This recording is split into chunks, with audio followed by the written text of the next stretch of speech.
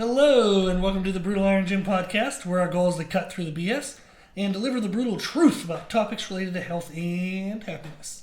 I'm here today with my wife, Meredith. Hello. Hey! So this is podcast number 2000, and the title is Flashback Fundemonium.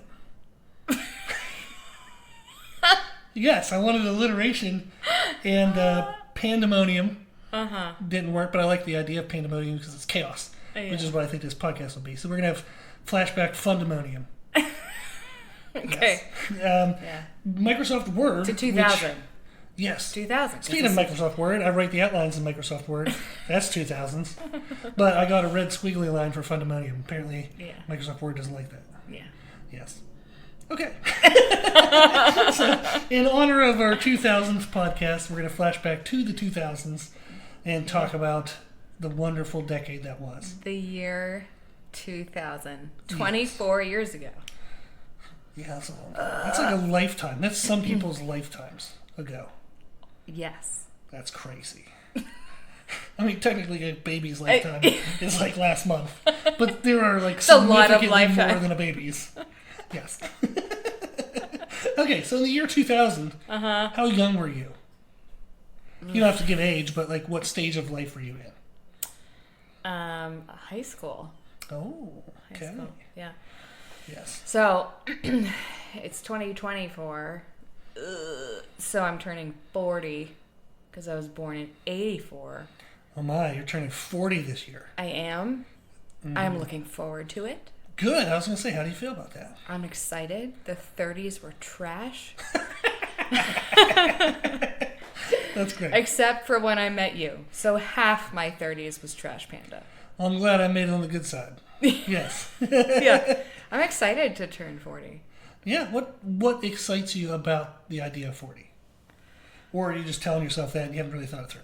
I feel like in my brain I've been 40 since I was 16. We have talked about that before, which is about how old I was in the year 2000. So yeah. I felt like I've been the same age since 2000. Yes, you were very mature. Not that I'm 16 mentally, but I was always mentally 40. Yes, you went 15 to 40. Yeah. Yes. Yeah. I don't know. You kind of come into either what you want to do or what you like doing. You're a little more confident. You know, all the stereotypical things of like, I'm more confident. I don't care what people think. You know, all those things. But it's... Well, I think it's good for people to hear that. Because maybe they're struggling with that in their 30s and they're thinking they're behind. Yeah. You know, to hear like, oh, Newsflash, no one knows what they're doing. Everyone's winging it. Absolutely. Yes. Some of us are just hiding it better. And I don't know why I included me in that. Like some of us. I'm not hiding anything. I'm a straight up mess. Yes. So some people are hiding it better than But I look others. better at 40 than I did at 16 and 21 and good for you. 30, you know. Yes. I think I look the best I ever have. I think you look gorgeous. Thank you. You're biased, but thank you. Yeah, it's still true. Yes, I feel like every day is the sexiest I've ever looked. Because I train really hard and I try to eat better than not good. So therefore I get slightly better every day. Yeah. That's my goal, is every day. I'm sure you can attest to, from the first day you met me to now, I'm much more sexy. You've always been sexy. Thank you. Very politically correct. Yeah. Yes. Well, I like when I see you every day, it's hard to like see the differences. You just become numb to how amazing I am. Oh no. Yeah. No. You've gotten bigger and leaner. That is all a man wants to hear. Thank you. And you're back to bald. Yes. Which I like. Yes. So that was, I'll say it was a choice. Not because I'm going bald. Although no, you still the have mohawk to shave your was head every couple strategically above the bald spot. Yes. But yeah, so we are going into our 40s. Well, I'm already in my 40s. You are 40. So yeah. So I guess, what was that? What is it when you give up a movie? Like you tell the ending of a movie? Spoiler alert? Spoiler alert. Yes. So listeners, if you didn't already know, I'm already 40. Yes. So, But I'm happy for you. Like, it's awesome to have that mindset going into 40. And yeah, feeling kind of excited. Like, it's going to happen anyhow, hopefully. So it's good to be excited about it. Yeah. Yeah. So back in 2000, when you heard somebody was 40, what level of old did you think they were? I thought everybody had their shit together and a big family and, high-powered careers and, a big house. And like life is solved by 40. Like, you're good. Like, you get to 40, you know what you're doing, you're an adult, you might wear khakis on a regular basis. Like, I don't know. Yeah, you walk around your house in khakis. Like, right. That's what 40-year-olds do. Like, you walk around the house in full clothing. Like clothing that if somebody knocked on your door, you wouldn't have to run to go grab clothes. Right. Or put on something better. You're just already presentable. Correct. Yes. So, I think we're falling behind a bit. We'll get there someday. It's okay. Yeah. Yeah. But, so I graduated high school in 2002. And I graduated in 2003. Yeah, so we were coming into our prime crazy chaos years of college and the end of high school and whatnot. We had very different college experiences. Yes, we did. You were a goody two-shoes. I was not. Only one shoe. You didn't have shoes? No, You had the shoes that were flung up over the telephone pole wires. Yes, there you go. Although that's a drug dealer, so just to be clear, I didn't sell drugs. Yes. So, okay, so what I'm going to do, real quick, on that note, is let's go back through some topics, like fitness-related topics of the 2000s. Okay. So the first thing I have, and listeners, by the way, this is all a surprise to Meredith, so I'm just going to throw some things out there. This is going to be great. So diet trends. Atkins and South Beach were the most popular trend of the 2000s. Did you try either one of those? Yes. How was your experience? I have tried, I would venture to say, every diet, just about, in some form or fashion, whether because I wanted to or I was experimenting. Yeah, and that's a great way to learn. So real quick for listeners, Atkins and South Beach is essentially a low-carb diet. So they promote higher protein and fat consumption, and carbs are the devil. So you should eat less carbs if you want to be lean or thin or whatever the goal would have been for lowest fat on your body. You would have avoided carbohydrates. That unfortunately doesn't seem to have gone anywhere. That prevailing thought seems to have continued, is that carbs will make you fat, which is sad. Carbs will not make you fat. If you overeat carbs, they could contribute to you gaining body fat, but that would be true if you overeat fats as well. Yeah. Yeah. So, I remember I had the South Beach diet book. It was a pretty color teal with like white lighting. Oh, yes. White writing. So I had the South Beach diet book and the Atkins. Like I don't know. Let's see, 16. I was starting to get chubby. Oh, okay. In some of those like before photos, pre-Weight Watchers. Yeah. So, yeah, South Beach was they were the low glycemic index foods. Yeah. And then they had good and bad carbs and good and bad fats.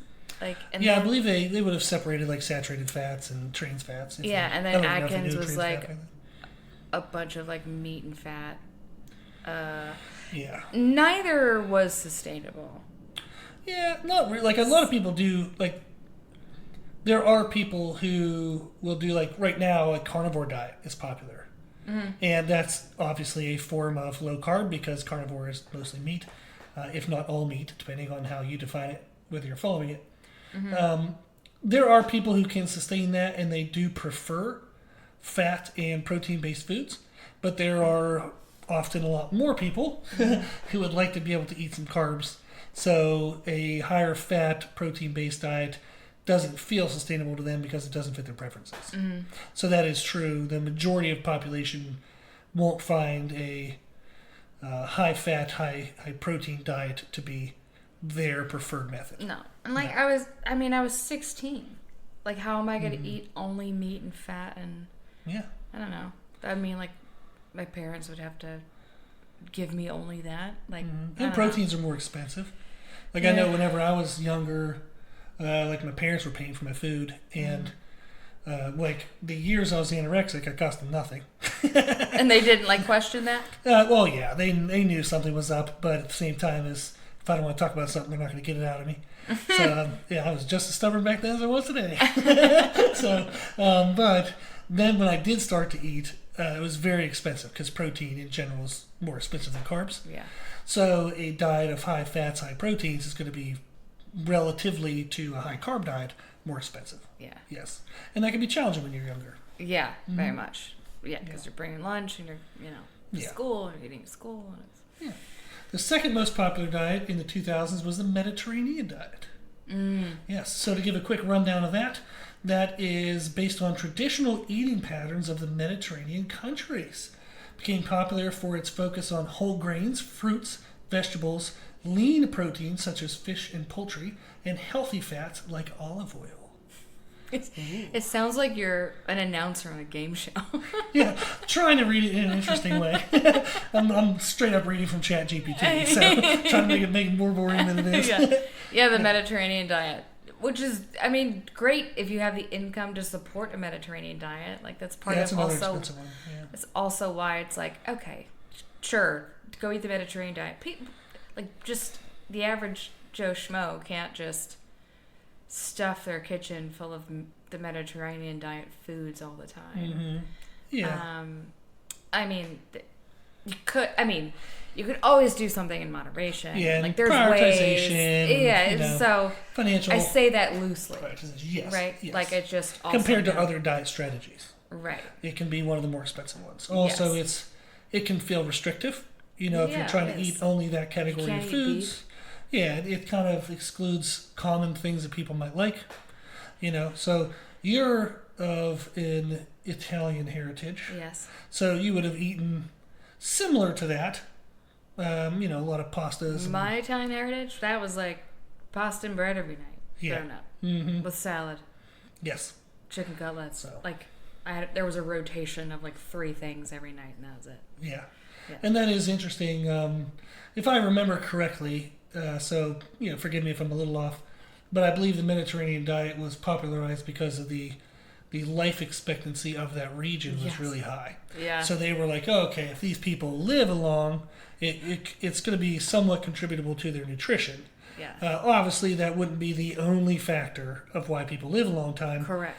So eating like somebody who lives a long time gets you maybe potentially a percentage closer, but there's still an infinite number of other factors. Yeah, they sleep better. They're not chained to their work laptops.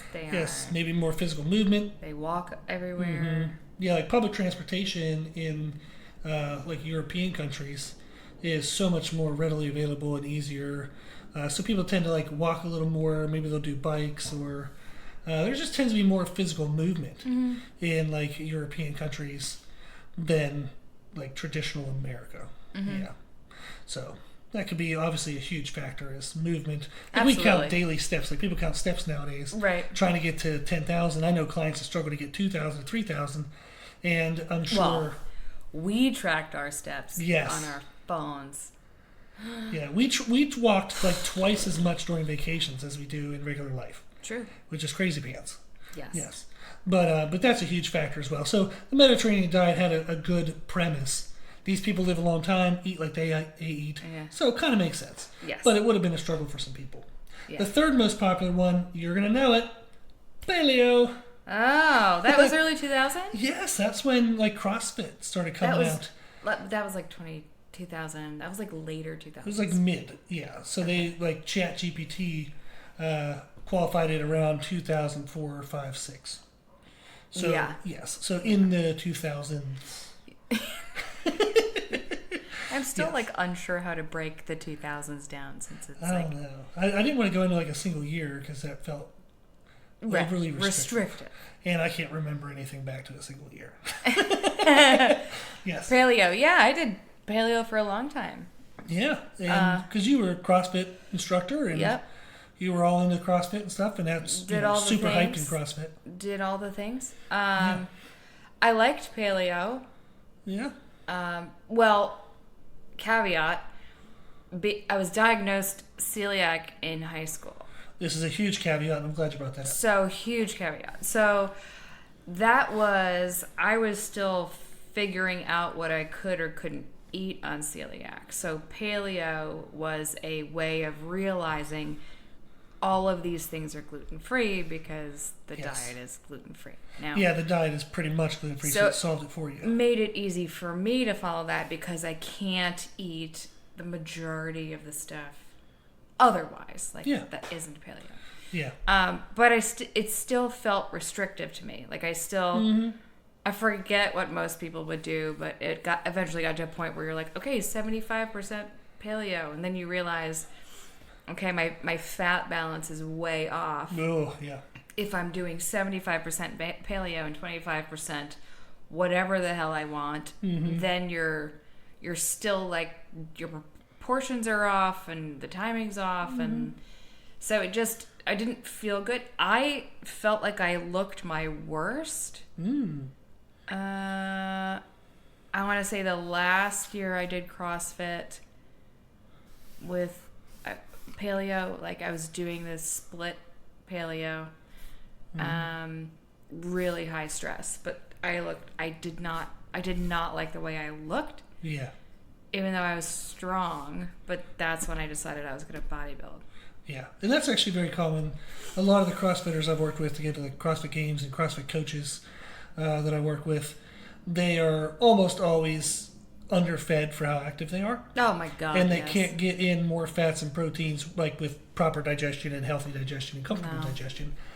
So I usually start introducing carbs. And to help them get over the mental hurdle, we focus it around training. I was saying, how hard is that for them? Because for me, that was so hard. I mentally felt like I was cheating on something to eat rice. Yes, or pasta. and that's the summary. There's everybody's a little bit different, but the summary of how I approach it is, they have come to me because they're unhappy in some way. What you've been doing has led to you being unhappy. We have to try something new if we want to get a new outcome.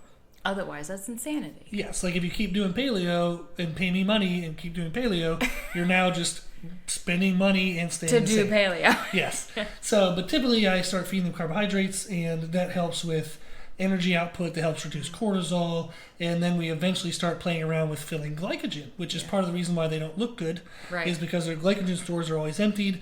That leaves you feeling flat and kind of like just soft and pudgy. Watery. Yes. So I've had CrossFit athletes that they'll fill up and like I remember one client, he started eating carbohydrates and he started performing super duper well, looked leaner, much more vascular, and actually was starting to lose body fat, more body fat. But people were asking him if he was taking steroids because he looked so jacked. So they were like, dude, you look massive. It's rice, man. Yeah, they're like, what are you taking, man? He's like, I'm actually losing weight. And they're like, bullshit, you look huge. Yeah. And it was just he started filling out his glycogen, having better energy. He was hitting PRs and it was just like, dude, you just needed to eat more food, but he couldn't get more fats in. He had to start introducing the carbs. Yeah. Yeah. Awesome. But yeah, so that was the top three started that diets. trend. That's crazy. Yeah. Now, fitness trends. Oh boy. We're going to go into the top 3 fitness trends. CrossFit is in there, so let's go ahead and start there. So CrossFit is actually listed as the third, but it was developed in the early 2000s. CrossFit quickly gained a dedication following for its intense, varied workouts that combine elements of weightlifting, gymnastics, and high-intensity interval training. CrossFit emphasizes competition, community, and functional fitness. There you go. I wish y'all could have seen his face after the... Oh, yeah. Yeah. Like, just, made it through. Yeah. Yeah. Yeah. What did you like the most about CrossFit? Like, was it the community factor? Was it the varied workouts? A lot of things. I liked a lot of things. I still like a lot of things because our garage gym is a CrossFit gym. We have it decked out for CrossFit, yeah. So, what did I like? The aspects I liked, I wasn't teased for my calves. Oh, yeah, that's true. People like embraced my physique where it was like chastised other places. So when you were in dance, you were told you were too muscular and your calves were too big, and nobody wants legs like tree trunks. You need to stretch them. Verbatim quote. Yeah, as if stretching. You remember is that going when to, you're 10. Make your legs skinny. Yeah, come on. Yeah. Let's see. I liked the community aspect of it. Like everyone was very supportive. Yeah. At least the majority of folks were supportive. From my experience, I still have like friends that I met from CrossFit.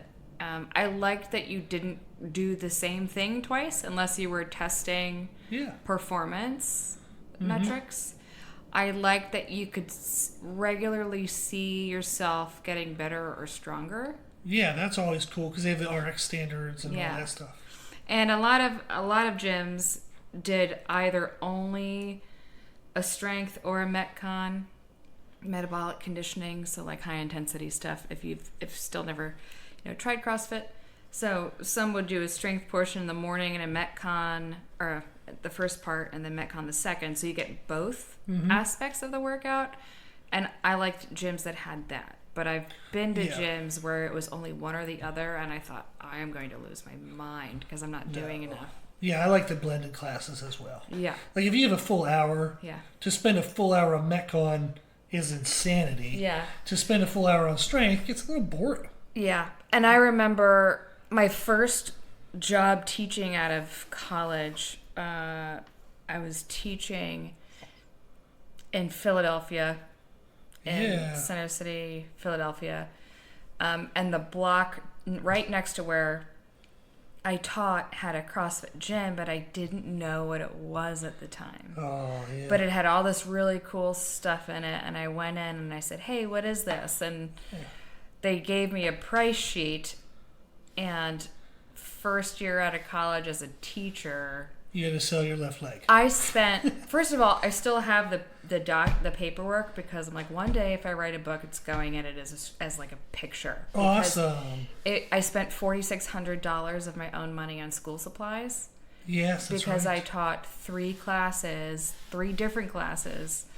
And I remember the chemistry teacher, we were the only 2 chemistry teachers in the building, and he said, if I had to start with nothing, you have to start with nothing. Oh, that's a shit attitude. So I had to go buy everything myself. That's awful. He was awful. Yeah, that's horrendous.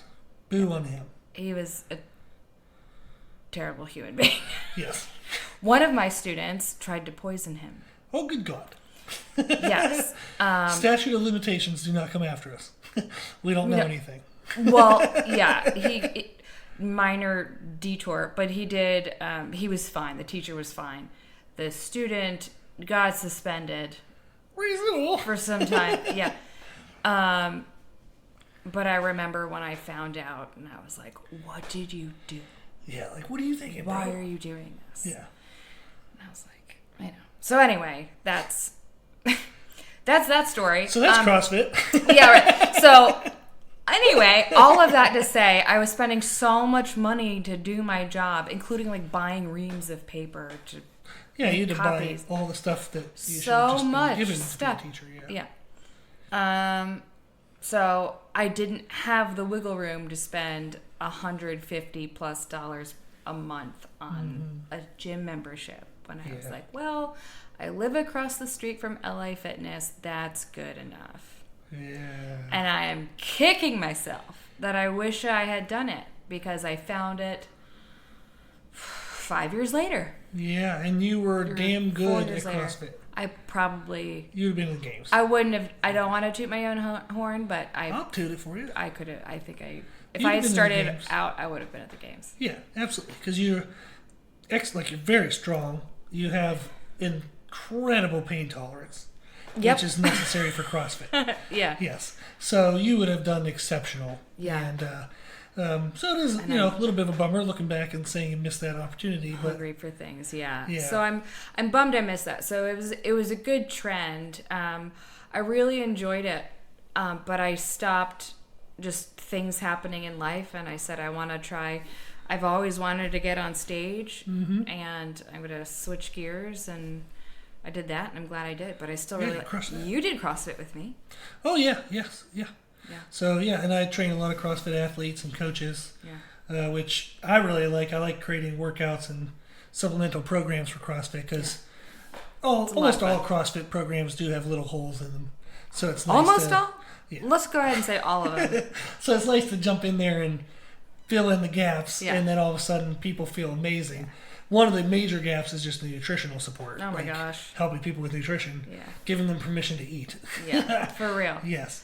So. Cool. So that was CrossFit. That was 3. What was number 2? Number 2, we'll do a countdown, is the kind of popularization of HIIT, high intensity interval training. Yes. So it became more popular in the 2000s as it was touted as a more effective way to burn calories in less time and to have a greater capacity of cardiovascular improvement in the time and effort dedicated towards it. Did it say like what kind of HIIT programs were popular, or does it just say high intensity interval training is? Yeah, it was basically that, but what it was connected to was types of fitness classes and training programs that was the sole focus of the program. Okay. Like it became popular enough that you could just say it's for that and people would pay for it. Right. So whereas before cardio would have been like a secondary effort or like not the highlighted aspect of the programming. So I do remember like high intensity interval training. I remember seeing like HIIT like everywhere. Popular. Yeah. Like big bold letters. Yeah. Yeah, and then I was back in the 2000s. I was into like bodybuilding at the time, and I remember the debate of whether HIIT cost, like, did it cause more muscle loss than compared to steady state cardio, or did it cause less because it was shorter? Mm-hmm. So the big debate was steady state cardio is longer, but it's not as intense. So is that better or worse for muscle tissue? Right. Because in general, when you're doing bodybuilding, some aerobic conditioning is beneficial for recovering between sets and for better utilization of nutrients and kind of the processing of building muscle. So some cardiovascular health is a good focus. Yes. So then it's like, okay, well, after weight training, is met, how do I expend my extra energy? Nowadays people will also add in like rucking, like powerlifters do a lot of rucking. Yeah. That's kind of popular. So just adding a cardiovascular component. So I do remember when HIIT was all the rage in the magazines. Yes. I remember that too. Yes. So, but that was number 2. Number 1 was the popularization of group exercise classes, such as aerobics, spinning, boot camp style classes, Pilates, yoga, and Zumba. Oh, yeah. Does everybody know? They do not. Your fun fact about Zumba? Yes, so I was a certified Pilates and Zumba instructor. Yes. I did that when I was in college. 295 pounds of you. Well, thankfully, back then I was much smaller. I know. Yes, so I was... In my head, you're 295 doing Zumba. It is more interesting to imagine me at this current weight doing Zumba and Pilates. It's amazing. Yes. Yeah. Yeah. But it was supposed to be a way to meet girls, and... Did it work out for you? No. So I was sweaty, panting, and very skinny, inadequate fat. at the abilities to do anything. So, zero confidence. So you realize you are horrible at moving your body around. You're sweaty, you're panting, and then there are women that look like they're putting in no effort to do something that you can't do half of. So I didn't talk to them. Yes, I did my class and then I scurried away. Yes. That's awesome. Mm-hmm. But did you ever do group classes like that? I did, because I mentioned LA Fitness. So my first year when I was teaching and living in Philly, I could walk across the street and go to LA Fitness. Oh, wow. Yeah, super close. I saw Charles Barkley there a couple times. Hey-o. Yeah. Yeah. The round mound of the rim or something. I forget what his name is. Massive human being. Yeah, he's a big fella. My torso is like one of his thighs. Oh, yeah. He's large. Yeah. Very nice, though. Good. But yeah, there were group classes there, whether it was like spinning or some kind of dance thing. And of course it was dance. So yeah, I'm going to go do that. Yeah, hell yeah. You're going to love that with your background. Yeah. So show off your moves. I did that, but at the time I was still kind of like cardio bunnying it up because I had 3 jobs. Did you have a leotard? With tights? And like ankle warmers? Stair mill. That would have been amazing, but I did not do that. Oh, bummer. We missed the 1980th episode. Otherwise, we could have talked about leg warmers and uniturns. Yes. No, I didn't like go lift weights too much because the trainers would always try to approach me and sell their services. And I would tell them to shut up and go away. Yeah, pretty lady in the weight section. They're like, oh my gosh, gold mom. Bait. Yeah, absolutely. And they eventually learned to not talk to me. Good.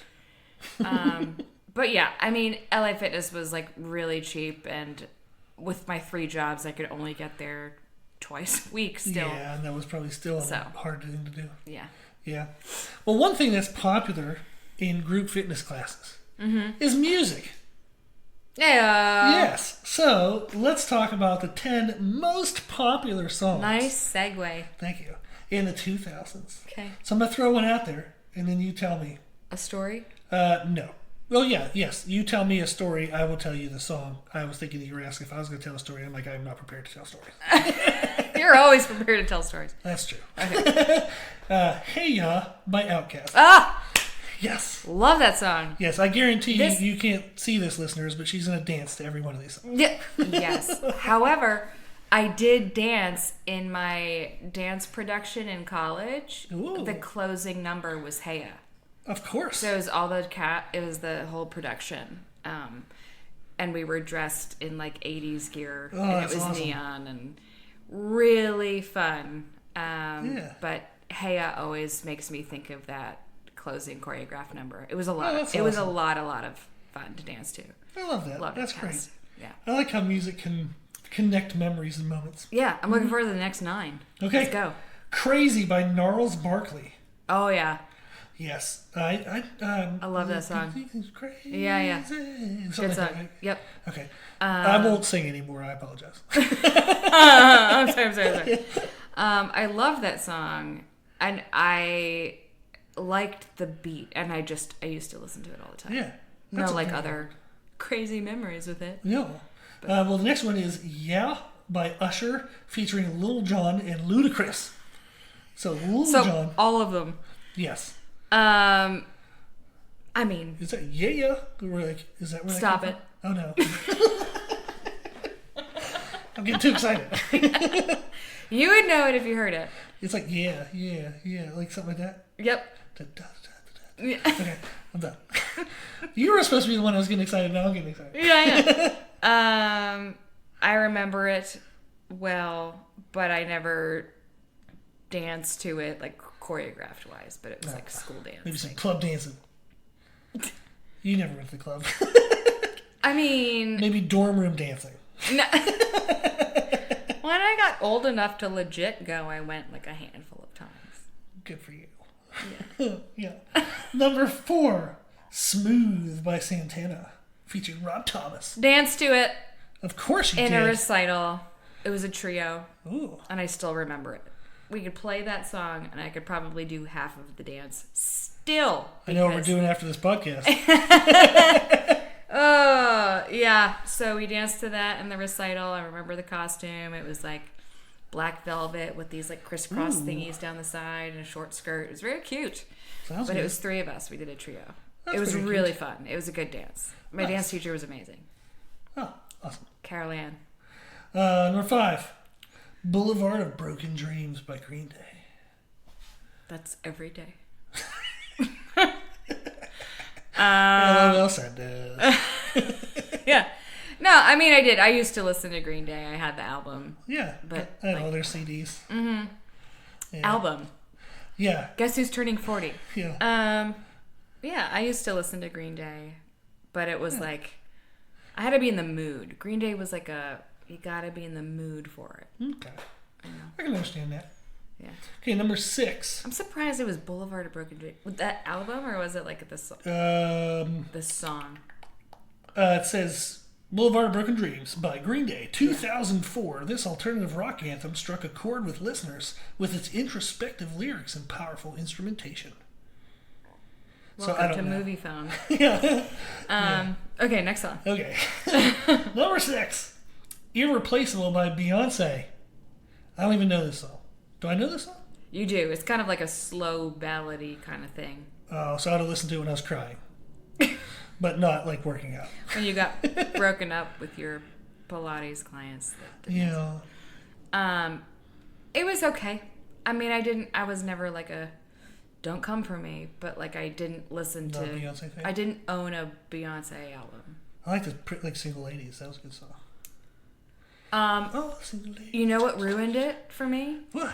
Being single at every freaking wedding I went to, and they're like, "Come on the floor," and I was like, "Cool, let's do this to an introvert and drag them on the freaking floor and make them dance to all the single ladies." Make me feel worse. That was awful. Hated that song. I hear it now and I think of like the trauma of being pulled onto a dance floor by myself, watching everybody like get married, and I was single. I remember all the weddings that I was drunk at, and I was the only guy dancing on the floor to that song. I am not surprised. It was fantastic. I loved it. Yeah, yes. you probably killed it. I got some, like, when I'm drunk, I think my moves are amazing. Yes, but only from my drunk point of view. So you're a good dancer. Yeah. Thank you, baby. You're welcome. Yeah. Number 7, "Hips Don't Lie" by Shakira. Yeah. Yeah. Reminds me of high school. Oh, what were your hips doing in high school? Telling the truth. Oh, that was great. They don't lie. You are a very honest person. Yeah, my hips had no action in high school. Oh. It's okay. Yeah, that's a good thing. It's a good thing. Yeah, it's good to figure out life and what you want before your hips start doing things. I used to want to look like Shakira, like when that came out, and I was like, she has a great body. I'd like to look like that, and I wish my curly hair was that curly. Ooh. So like, thank you. Yes. But you know, she was popular for a while, and true. I don't know. I always preferred like male singers, like male voices. Oh. So if you notice, like as we're talking about this now, like I had Green Day and I had those events. So, but I didn't own Shakira. I didn't own Beyonce. I didn't have. Yeah. Like, well, that's funny because you even like like Audio Slave and. Audio Slave was like one of my favorites. Yeah, in high school. Some pretty awesome like Alice in Chains and whatnot. Yeah. Yeah, so that's fun to hear. Like when you and I talk about Alkaline music. Trio. Yeah, when you and I talk about music, we have very similar taste, and where we veer off is actually complementary to each other. Like anytime I name something that you don't know, you love it. Anytime you name something I don't know, I love it. Yeah, so it's very nice. But I still to this day don't really gravitate towards songs sung by female. I don't know interesting. Why. But next song. Yeah, number 8, "Beautiful Day" by U2. No, I would not have worked out to that song. That's not really a fitness-related song. Was that? Is it me, or was that in like every movie credits for like the next 30 years? Every rom-com, like probably. Next 30, we're talking about 2000, next 20 years. Yes. Still, like we still next hear it. too many years. Yes. Yeah, it just. I don't know. I wasn't a U2 fan. They do good stuff. I don't know. Another one of those just doesn't kind of connect for you. Yeah. Yep. Number 9, "Umbrella" by Rihanna. Oh my gosh. Yep. I think I've heard that 40 billion times. And I think it's Rihanna. Oh, I don't know how to say Rihanna. Yeah. I think it's Rihanna. Rihanna. Why does she have the H? I don't know. Why do words have so many letters? Too many letters. I went to a Rihanna concert. Oh. I did. That would have been teeny bopper hell. I don't remember it. I mean, I remember it, but I went with a girlfriend of mine who was also a first-year teacher. She taught math. I taught science. Oh. So we went to a Rihanna concert. Because that makes sense. Yeah. She's like, I have an extra ticket. You want to go? Sure. I'm not doing anything. Yeah. It was a little bit of a lackluster concert from what I remember. Oh. And we were really far away. One of my favorite songs at the time on the album at the concert was Breaking Dishes. Oh, okay. That was like one of my favorite. I used to listen to it all the time. I'll have to listen to that after this. Yeah. But Umbrella just was too like repetitive. It drove me nuts. Very much so. Then number 10. "Hey There Delilah" by Plain White Tees. That was number 10? Yes, in 2006. So that was rated or ranked number 10 for the most popular song in the 2000s. That song was everywhere. Oh my gosh, yes. Yes. And I didn't like it even when it was new. Oh no. Yeah. Yeah. I mean, why did I not like it? It was too, like, I don't know, hipstery, poppy. Yeah, it's very hippie, like hippery. That's not a word. Hip hop. But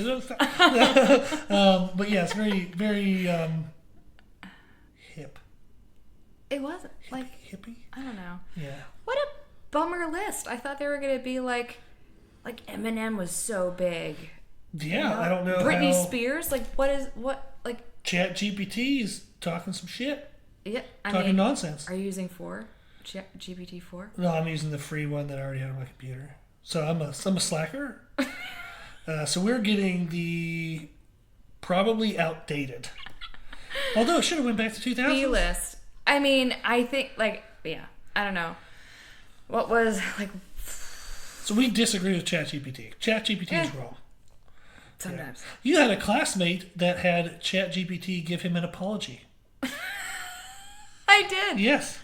Was that... That was Dawn. That was Dawn. Was trying to, Dawn. Talk about that financial and he stuff. had evidence. And he's like, look, I took a picture of it. He screenshotted it because ChatGPT admitted that it was wrong about something. I apologize for using the I'm sorry. wrong term. It was wild. It was fantastic. Yeah. So if ChatGPT can mess up. Yes. So I feel like they messed up the music list as well. Yeah. Yeah. Sorry that was a letdown for you. No, I just was bummed by Plain White Tees. Like, yeah.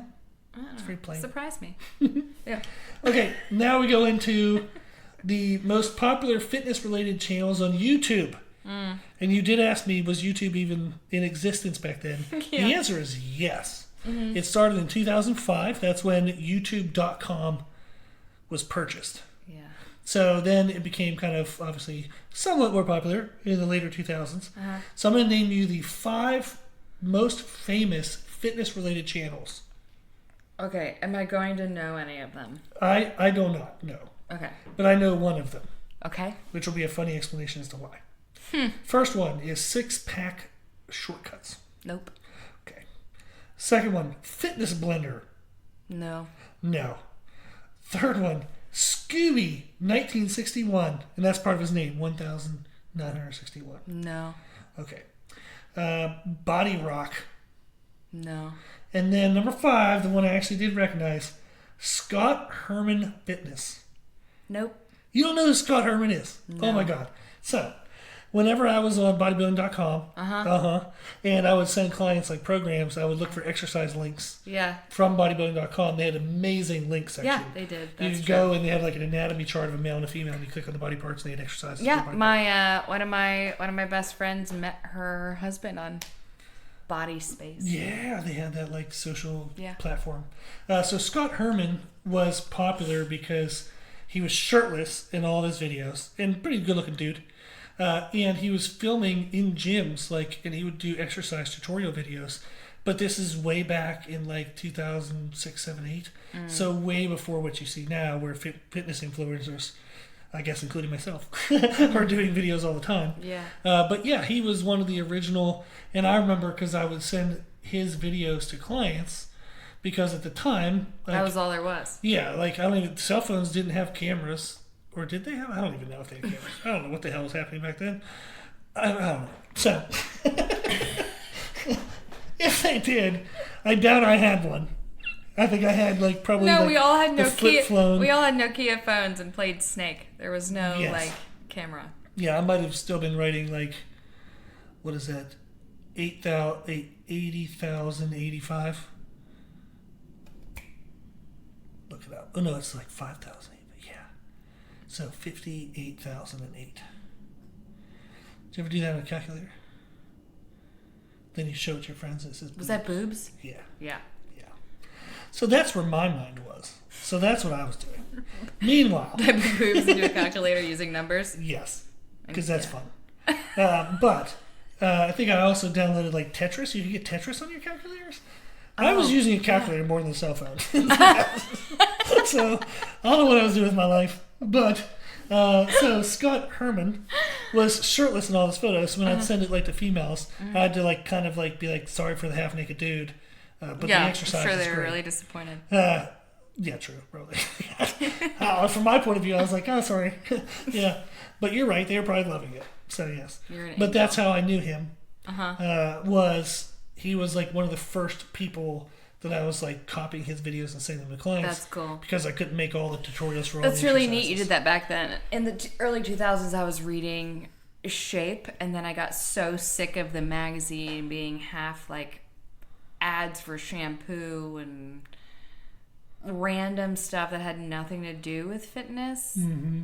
I started buying Men's Fitness. Yeah, Men's Fitness and... Because Shape was trash. Her Fitness or Women's Fitness? Women's Fitness. Yeah, they were the top 2 magazines of the 2000s. Oh, sorry, was that on your list? No, it wasn't, but I just already knew that. Yeah, because all the diets and Shape were like 3 meals a day of granola and fruit and 1,200 calories. So yeah, it was all like fasting and... So stupid. It was like 99.999% fat loss. Yeah. And even when they said muscle building, they would give you a muscle building routine, but a fat loss diet. It's like, what? Yeah. Yeah. So I'd have female clients tell me, like, I'm not building any muscle. I'm like, what are you eating? They're like, 1,000 calories. I'm like, no kidding. Like, what the hell? You should have that for breakfast. Yeah, it's like, But yeah, I remember, like, even back then, like, I started training clients for money when I was 16. Mm-hmm. No, 18, because that's when it was legal to do that. So 18. Mm-hmm. So that would have been in 2002. Mm-hmm. Yeah. So I started doing that before YouTube. Right. Yeah, and I remember when I would write their workouts, I would have to, like, just do, like, a written explanation of the exercise. Good grief. Yep. Now, a lot of those times I was clients where I would train them in person and then just have them kind of repeat the workout we did on their own because that would have made the most sense since I couldn't really explain new movements on a Microsoft Word document. But yeah, so I remember doing that in the early 2000s. That's wild. And just it slowly started growing. And YouTube was one of the, like, I remember bodybuilding.com was the first website I used for like video reviews and stuff like that, and then YouTube was great. So it's been huge help to me, like with programming for clients, because I can post my own videos now, share like that training document I have that has all the exercises, has over 3,000 exercises. Yeah, now. that is massive. So the programming I write has a pool of 3,000 plus exercises, and I wish I could do a tutorial for all of those. Hand curated. Yes, that's true. I just make it in Microsoft Word, which you said is completely insane and scares you. So now we download it to Google Drive, so it's protected in case my computer dies. Yes, but yeah, I think it's like 200 and some pages document in Microsoft Word with all the exercise links. Yeah. So pretty awesome. But I've loved that as like a resource. So that's a really cool thing. It's awesome. Yeah. Okay, so the last questions we have is there anything from the 2000s that you'd like to bring back? Is there anything in the 2000s that you're happy is still back in the 2000s? When you say 2000s, you mean before 2010? That would be, in my mind, how I define the 2000s as kind of that decade. Something I'd want to bring back? Yeah, or like, is there anything you remember in 2000s you're like, oh, wow, that was pretty awesome? Yeah! Yeah, I just loved the experience of going to Blockbuster and smelling the popcorn and picking out a new movie. Yeah, I used to work at Movie Gallery, and I told you all my friends would come in and take my allotment of employee rentals. Yes. I would give to them because they'd beg, and I was like, fine, here. Yeah. And then I had to pay for my own movies. You would show up hungover. Yes, but I showed up. But you did it. Made it. Let's see. What else do I want to come back from the 2000s? Let's see. Those are a rough stretch of years. Yeah. Let's see. 2010, it was my second year teaching. I'm trying to think back to like what would I want to bring back, and I You had no life in that. I had no life. Anybody like, that has a teaching experience will know back? that they have like you have no life other than teaching. So all you're gonna hear is like whatever the kids talk about in school every day. So hear all the lingo. Because what grades did you teach in 2000s? Seniors, freshmen, and sophomores. Yeah, so you'd have heard all the like terminology of the teens and like what was popular in pop culture, but you wouldn't have been doing anything. I probably would have liked to not have a smartphone for longer. So I wish like the old phones kind of stuck around a little more because I don't know. Although I think we're maybe now at the age or the millennial generation is kind of used to or balancing not being on the smartphone all the time. I think there are people who have greater awareness that needs to be managed. Yeah. Because that would be a whole nother podcast, but people are like chemically addicted. Yeah. To like cell phones now. Like teaching teenagers in the era of smartphones. Oh my God. Yeah. Like it is just it was so different. Yeah. Like when I taught at the university, like that was different because they were all over 18 and I just told them to put their phones next to their bags. I'm like, you don't need to be having a phone in your hand. And they actually listened at that age. But in high school, can you tell them what to do with their phones? Are they allowed to have phones? I bought a one of those like over the rack shoe pocket thingies. Yeah. And I hung it up in the cement in the wall and I said, it was basically like a coat check kind of a thing. And it was like, put your phone in the shoe, like your associated shoe thing. Yeah, you gave them their own pouch. Yeah, and get it on the way out. And I want to see like all the phones there. Yeah. And if they needed to have their phone on them, I needed a letter and a thing and a... Yeah, it's a special case. Yeah. I can't really think of anything else. What can you think of? Maybe it'll jog my memory. Yeah, like I did search for like popular fashion trends of the 2000s. Oh, I don't want to bring back any trends of the 2000s, even though they're all coming back. Yes, so let's look and see. One of my searches was... Let's see. Okay. You ready? You have I'm ready. And okay. I'm also pulling up what was sent to me. Oh, okay. So I asked ChatGPT what were the most common worn fitness clothing of the 2000s. Leggings was number one. Track jackets. Track jackets? Lies. Leggings are still worn all the time. Yes. Athletic shoes and sneakers, like athleisure wear. The Livestrong bracelets. Oh, yeah, that's on there too. Graphic tees. Yep, graphic tees. I do like a good graphic tee. I wish there were more of those. Yeah. Go ahead. You were saying what else? Oh, you're good. Yeah. So that was just looking through some of the more popular clothing things like velour tracksuits. Oh, they were the popular. Juicy velour tracksuits. Yes, I'm thinking like windbreaker tracksuits. Everyone. I did not own one. Yeah, your mom would have probably not liked you having something right across your butt. Oh no, those were the ones that said juicy across the butt. There were other velour sets that did not have that. Oh, they didn't have the phrasing, yeah. Yeah. Okay. But I still know I did not have that. Yeah. Embellished denim. Nope, didn't have that. Okay. Very popular though. Oh yeah. Cargo pants. Didn't have that. Which were just atrocious. Goodness. Yes. Chunky platform shoes. Oh, I had a shit ton of those. Yeah. Yeah. I had ones, I called them my moon shoes. They were from Steve Madden. Ooh. They were white and blue, and the heels had like these huge blue bubbles in them, and they like strapped on your foot. They were the... So I like the type of size, like they had fish, like people had fish in the heels? Is that like the chunky heel kind of thing? Like they were... Could a fish have lived in your shoe? Yes. Yeah. There you go. Yeah. So I had a lot of chunky shoes. Plus I was 5'2" and 5'2". You would have taken any height advantage you could get. Any heels, yeah. Yes. I had huge platform. What is boho chic? So that was popular. Bohemian. Yes, and hippie like Rhapsody. Styles of the past. Ooh, that was a great song.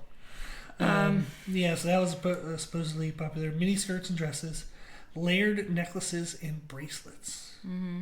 There you go. So those were some of the top fashion trends. The only ones that I've ran into were the cargo pants. And low-rise jeans became popular. Oh no, I always felt like I had Britney Spears and Paris Hilton. I always felt like I had a muffin top, and I never wore the low-rise jeans. I always wanted to wear low-rise jeans, but I never wore them. I always wanted to wear them. Was it too risque?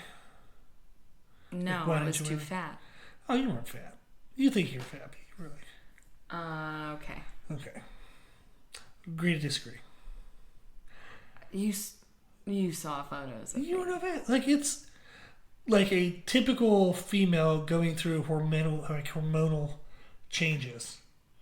So it's not fat. It's just like there's some degree of water retention. Okay, I'll stop. I'm still going to tell you that you're beautiful always. I was not fat. I had fat. If I say it that way, will you? I'll agree with that. Thank you. You're welcome.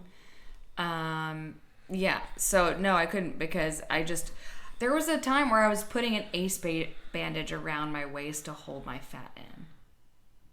Don't tell me I wasn't fat. Well, I didn't have fat around my midsection. I love you. Plus, I have no torso. Like you do have a very short torso. My ribs can like touch my hip bone. Yeah, our hips are the same height. I'm 6 foot tall. You are not. Yeah, we have the same inseam. Yeah, we have the exact same inseam, and you're 5'2". 5'2", and you're 6 foot. Yes. So therefore, I have no torso. Or I have midget legs. I have no torso. That is the truth. I have normal size legs. You have normal size legs, and people do look at me from a distance, and they think I'm a lot taller because they see my legs are long. Yeah, when you did your modeling shoots, like that's what the photographer told you. Yeah. Is that you don't come across as short in your photos. No, because my legs are long. I don't have squat legs, which I'm very happy about. Yeah. But I would like to have an inch on my torso. I can understand but that. because of my build, I carried fat around my midsection, and you don't want that as a 14, 15-year-old girl. No. And that is true. Like that would have been I have photos a lot of to me deal with rolls on my stomach. Yeah. So I did not wear low-rise jeans. Understandable. I now fully understand. Thank you. And I will agree with you. Yeah. I always wanted a stomach like Aaliyah with like the little like Oh, I know who he is. belly bracelet or belly necklace thing and the low-rise jeans. But I had too much fat in my midsection to wear that. She was insanely lean. Yeah. Yes, like abnormally lean. Yes. Yeah, but I wanted to be that. Also, 2000s, that's all girls ever saw. I mean, there were shows where, I think there was one where they asked Victoria Beckham to get on a scale. Oh, right? God. It was the era of like... Is that when like Biggest Loser and stuff like that started? Mm-hmm. Bridget Jones was fat. The supermodel became like a thing in the early 2000s. The supermodel became popular. Victoria's Secret Angels blew up. Like we were in the era of you have to be tall and skinny. Yeah, that's true. Like that was like today's culture. It's acceptable to be fit now. Yeah. Then you had to look like a waif. Yeah, and even now, like people, like I have women coming to me because they want thicker glutes and thicker thighs. Right. Whereas in the Never 2000s, that would have been, oh my gosh, that would have been the death of a woman. Right. Never would have happened in 2000. Yeah. Yeah, that is interesting. Mm-hmm. Yeah, but yeah, a quick ChatGPT is Biggest Loser started in 2000. Mm-hmm. So I do remember that was pros and cons, but one of the cons of that was just the insane obsession with the scale. Like it's fat loss became weight loss. I hate to say I liked the show because I don't want to like the show for what it did. It was get on the scale, get on the scale, get on the scale, and it's like this isn't healthy. Yeah. And then you see the behind the scenes of so much that's and the majority of the people do not keep the weight. Look up the Swan. The Swan. Because that was also on TV at the time, and that was like the world's first like plastic surgery drastic makeover show. Oh, like it was plastic surgery. That was 2004. Yeah. So all of these early 2000s, when we were in high school, you had to be skinny, skinny, skinny. That was it. Like that was it. There was no. That was the only option. There was no one out there that had muscle on them. No one that had any fat on them. It was just like this. I don't know. Millennials understand. There's even that pressure now, but it was really bad in the early 2000s because you also throw in, like you said, or like we talked about, the Atkins and South Beach and all low fat, no fat, or complete no carbs and lose. It was just such an unhealthy era to be. Everything felt very extremism.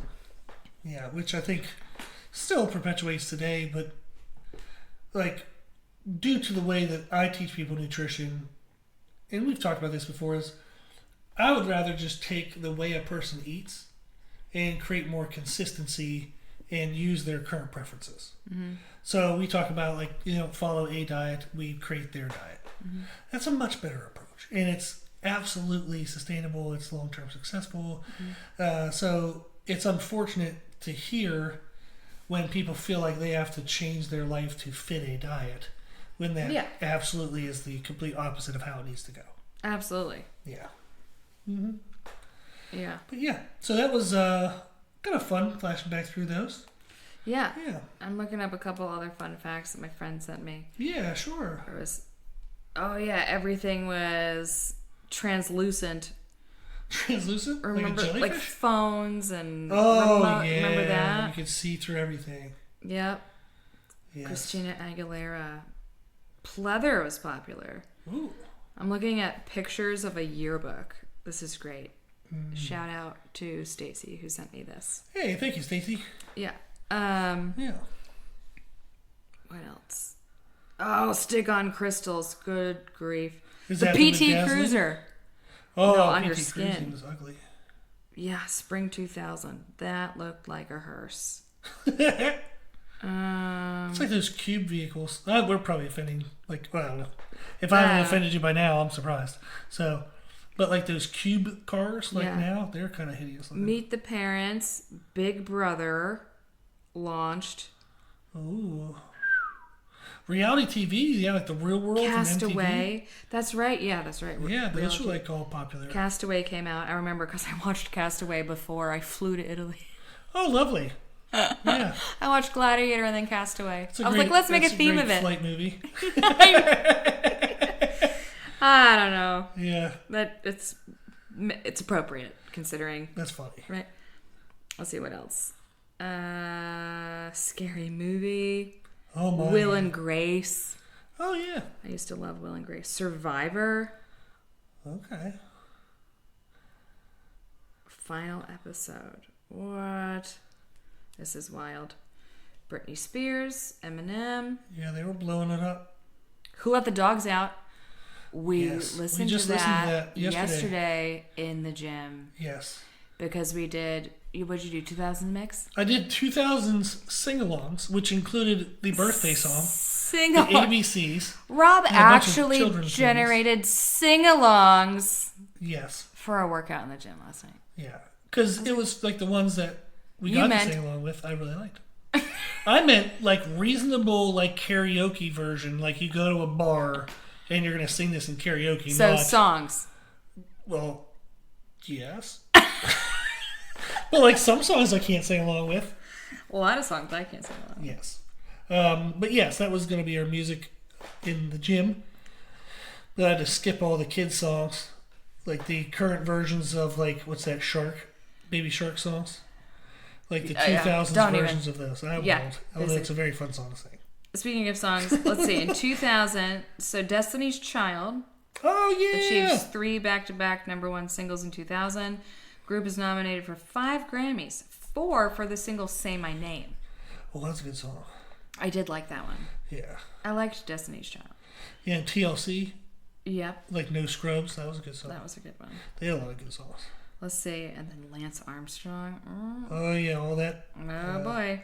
Hubbub. Wins his consecutive Tour de France in July. That's what's highlighted. Did he still have both his testicles then? I don't remember. I don't think so. I think that was pre-Livestrong. I think so. I'd have to Google it because I don't remember back that far specifically. Yes. Venus Williams dominates women's tennis. 20-year-old has a 35-match winning streak, which includes the titles at Wimbledon and the U.S. Open, as well as the Olympic gold medal. Yeah, we had some great athletes in 2000. And she looks like a baby. We did. You had Tiger Woods. A lot of great athletes. I think Jordan was still being Jordan. Maybe he was on a tail Jordan being Jordan. He was on a tail end of that because I think all of his 6-peat, double 3-peat was in the 90s. And then in closing, Mr. Rogers' last episode. Oh. 2001. Mr. Rogers. Yeah. My mom had a daycare when I was growing up, so she started when my brother and I were young, taking care of us and then a couple local kids. And then that turned into her job for 30-some years. And we would have the daycare kids watch like Mr. Rogers and like all that fun stuff. So I grew up with all that fun memories, which was great. Mm-hmm. Yeah. His cardigans were the shit. Yeah. Yeah. And then Tom Hanks played him in that recent movie. That's right. Yeah, which was pretty good. It was good. Awesome. This is fun. Awesome. I'm glad. Memory lane. Yeah. So 2000s. Mm-hmm. So now I don't know if we're going to make it to the 3,000th podcast, like by the year 3000. We will not. I don't think so. But yes, so that was fun. So 2,000 podcasts in.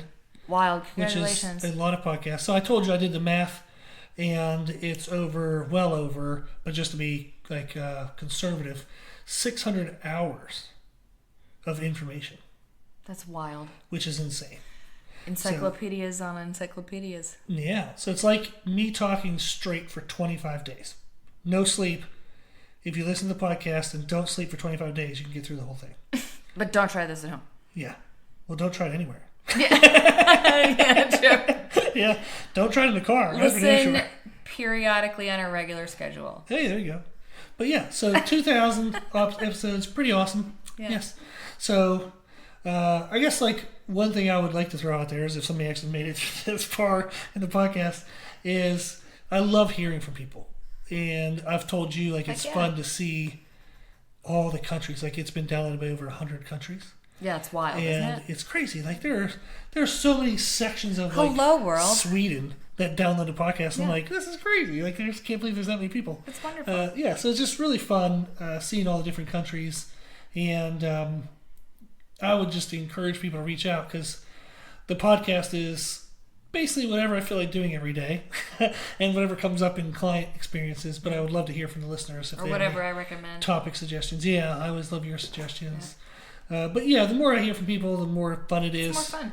Yeah, and just making sure that it's what people want to hear. You know? So I've loved it. I'm grateful for everybody that listens. And I'm excited to make 2,000 more. Awesome. Mm-hmm. Okay. Any closing words on your end? Nope, that was fun. Thank you. Yeah, thank you very much. Yeah. Thanks for having me. Oh, always. Okay, well, if you like the podcast, you can always find more from us on our website, www.birdlinergym.com. You can learn about the services, all the different things we do. And then there's some free information on there for nutrition and training as well. We have our YouTube channel, which I'm creating more and more information for, videos, and looking for suggestions for what type of content you would like on the YouTube video. So definitely check us out on YouTube. Check us out on Instagram. I post there every day. If you do check us out, follow us. The more followers we get on the social media platforms, it gives an air of just more excitement for other people to check it out. So thank you for following things. Thank you for liking things. If you can, please share about the podcast with people, whether it's on social media or in a conversation. The more people that know about the podcast, the more people can be helped by the podcast. So I appreciate it, and hopefully they will as well. If you want to consider donating to support the podcast, you can do that on the website as well. Okay, I think that's everything. So as always, I hope this was helpful, and thank you for listening.